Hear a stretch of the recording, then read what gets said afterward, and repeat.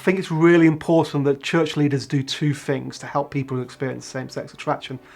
The first is that they find out about it, that they do the pastoral research, that they read stuff, that they understand what the issues actually are, that they don't make assumptions about people. And secondly, they need to own the pastoral work. We don't need to farm people out to specialist ministries. As the church, we need to own this individually. We need to support people, whatever their struggles, in the local church. That's really how we are going to produce transforming communities of faith. Be clear on what the Bible teaches, and be clear that the Bible says that sex is for marriage. I find it really, really hard when church leaders who I respect dodge the issue and don't teach what the Bible says.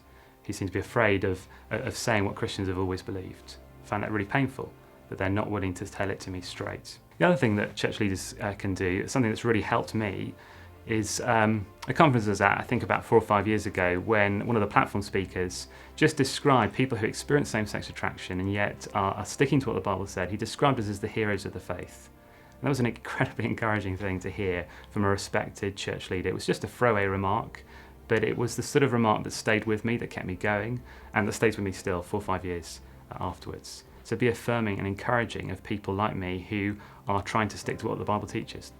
I was particularly helped by my pastor at the time, who in one of his sermons was addressing the issue of homosexuality, but made a point of saying this will be an issue for some of us here, and if that is the case, please know that you can come and talk about that. We'd love to hear from you. Don't feel you've got to kind of keep this to yourself. So he gave us permission to share on it, and that was one of the first times I really felt like I could say to another Christian, actually this is an issue for me. I think church leaders can help people who experience same-sex attraction by just being wise about how they speak about the subject. Clearly this is an issue in church and state that Christians have an opinion on and need to speak about. But if we only speak about this subject as if it's a political subject, that can be quite scary for those who are privately experiencing same-sex attraction.